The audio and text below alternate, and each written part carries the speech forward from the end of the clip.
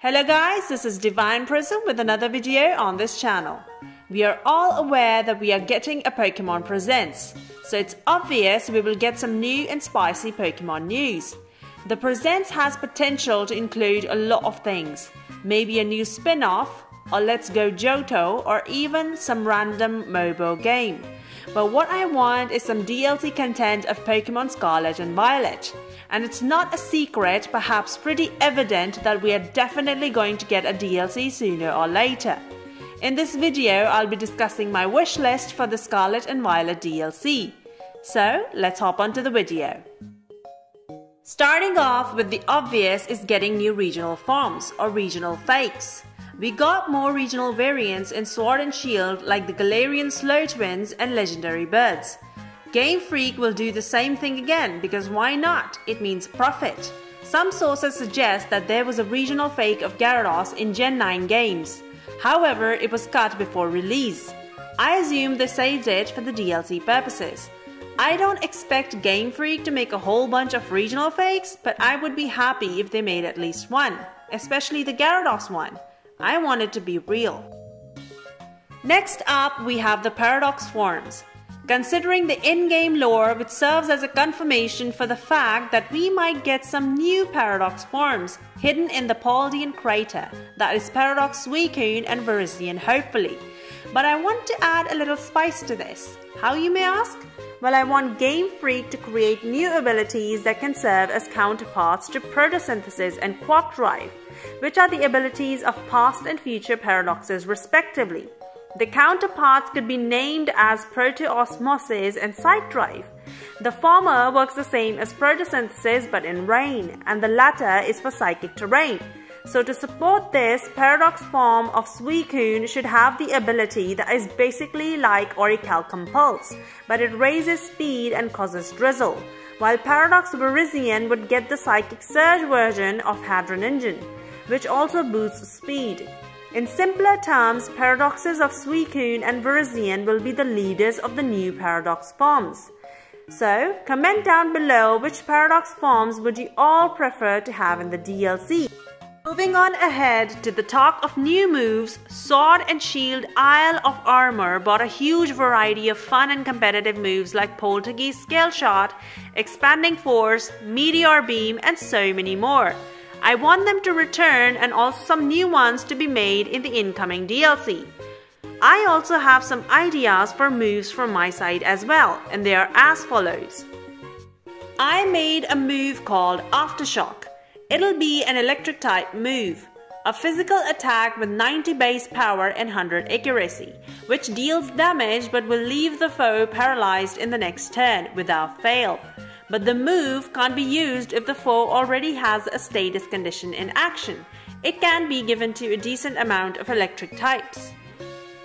Another move I made is called Rent, which is a normal type move that has 0 base power and 90 accuracy.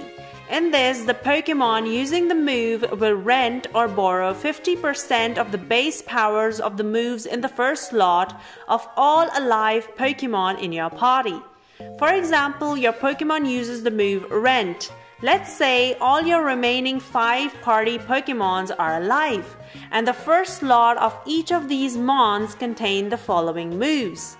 Spike Cannon with base power 20, Growl with base power 0, Earthquake with base power 100, Hyper Beam with base power 150, and Scald with base power 80. Since the Pokemon can only borrow 50% of each base power, doing the math, the damage dealt by a Pokemon using Rent would be equal to 175. This move won't count or add in the powers of the moves with 0 base powers and a fainted Pokemon, and can't be used consecutively like Gigat and Hammer. And to balance it out, it should be given to less powerful normal type Pokemons like Raticate. Imagine how powerful this move can be if the rest of your party mons have the move Explosion in their first slots. Comment down below which other new moves you guys think are creative and should be added in the DLC. Further up, we have the topic of old abilities that need some buffing. There were some abilities that became weak with the existence of new ones.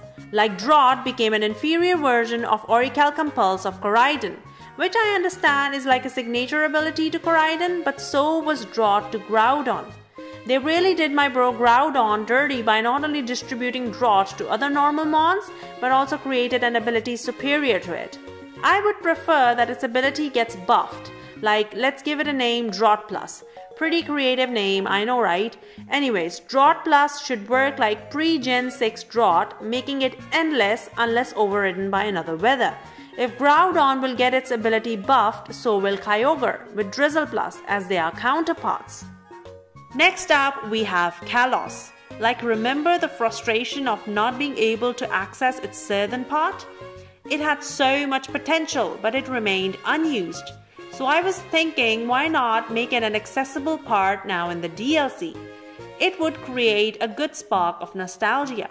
Moreover, the Paldean region is neighboring to the KALOS, just like Kanto and Johto are. So it's not a far-fetched idea, it could be possible.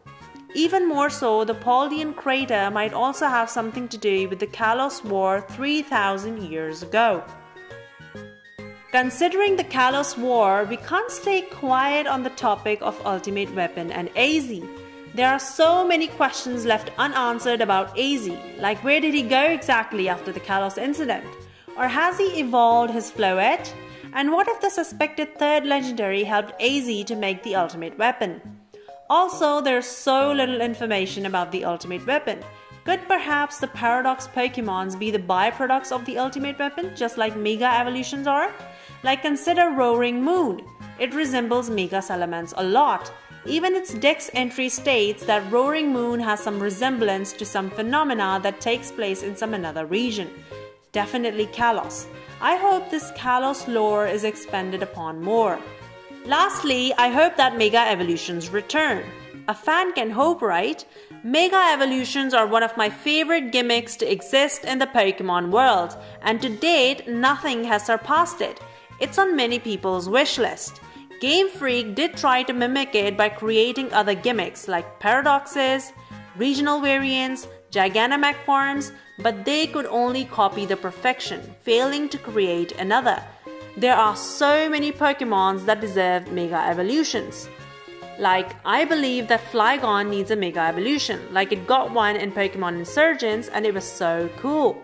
For Generation 5, Audino got one, but they could have given one to the fan favorites like Exorus and Volcarona. For Generation 6 Pokemons, starters should be the ones to get it. For Generation 7, Golisopod can get one because its ability sucks. I think Gen 8 won't get any, as it's just the previous generation and knowing Game Freak, they just won't do it. But if you feel like any Pokemon from Generation 8 deserves one, let me know in the comments below. And also, according to you, which Pokemon deserves a Mega Evolution? Thank you so much for watching. Hope you guys enjoyed, and let me know in the comments below if you liked my video. Also comment your own wish list for the much awaited DLC. Please like, share and subscribe, and stay tuned for more content like this.